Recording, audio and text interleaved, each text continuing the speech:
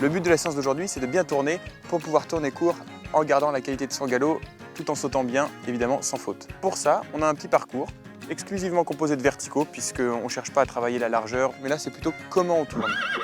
Contrairement au western où les chevaux tournent en se couchant totalement pour aller juste sur de la vitesse et un tracé court, en saut d'obstacle, on va avoir tendance à vouloir un cheval qui reste droit sur son tournant, c'est-à-dire qu'il ne se couche pas à l'intérieur pour pouvoir aborder l'obstacle suivant dans les meilleures conditions. Et aujourd'hui, j'ai pris Sassy, une jument de 8 ans, pour m'entraîner sur les tournants courts. Allez, c'est parti!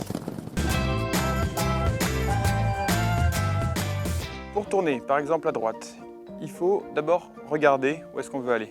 Donc, d'abord le regard, ensuite on oriente tout son corps et on écarte la main. Donc quand on tourne, ce qui va nous déporter, c'est la force centrifuge. Et chez un cheval, ce qui va se déporter le premier, c'est les épaules. Donc je vais tourner en écartant la reine droite, pas en tirant, en indiquant la direction. Parce que si je tire, je perds de la vitesse, je perds de l'impulsion. Et avec ma main gauche, je vais contrôler les épaules, c'est-à-dire que je vais garder ma main ici, contre l'encolure, et je vais empêcher les épaules de déraper. Parce que si je tourne qu'avec la reine droite, mon cheval il va se déporter vers la gauche. Le mouvement, pour tourner, il part surtout du bassin. Donc on tourne comme ça. Et le cheval le sent. Donc, quelque part, ça fait pivoter le cheval dans ce sens-là. Les hanches vers là, les épaules vers là. Je vais aller détendre sur un droit avant de commencer à tourner serré.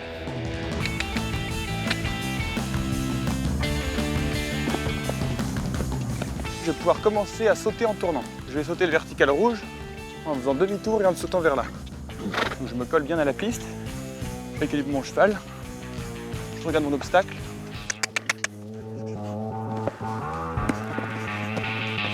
Ok, c'est pas mal. Maintenant, on va s'entraîner sur celui-ci. Et le milieu de l'obstacle, je pense il doit être à 6 mètres de la piste et ça va faire un tournant vraiment serré. Alors attention, je rassemble un peu mon galop. Beaucoup d'impulsion. Très bien, c'est bien. J'ai vraiment dû tenir mes épaules extérieures. Avec ma reine extérieure, j'ai vraiment contrôlé les épaules. C'est ce que j'ai senti de plus notable comme effort que j'ai dû faire pour réussir mon tournant.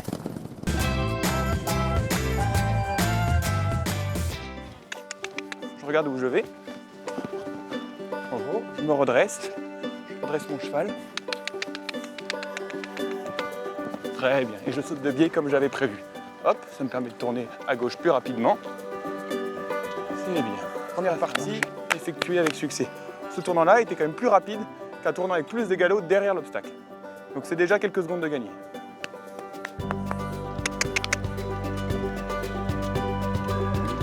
Donc je saute mon rouge légèrement orienté de biais. Je vise mon chandelier gauche du vertical vert. Et je vais sauter en biais. Ah ben mince, j'étais trop en biais, trop vite. Et qu'est-ce que j'ai fait? J'ai loupé mon dernier. Et ça montre bien que cette option-là, elle est plus difficile. Simplement parce que là, on tourne serré pour aller sur un obstacle. Là, on tourne serré pour aller sur une ligne. Il faut que je finisse mon tournant pour être face à l'autre. Je vais faire l'effort d'aller un peu plus loin que le chandelier, du vertical vert, de continuer une foulée peut-être de plus tout droit. J'ai cet effort à faire si je veux finir mon parcours sans faute. Voilà, c'est bien. Bon, mais parfait. On va pouvoir enchaîner le parcours en entier maintenant que j'ai fait ma reconnaissance en plusieurs morceaux.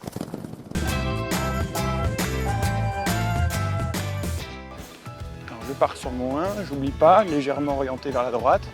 Je vise le chandelier du vertical rouge.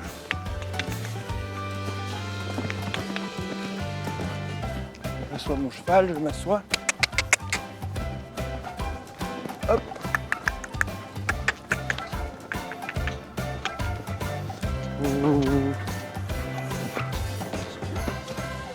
Hop, je déborde un petit peu le vertical vert.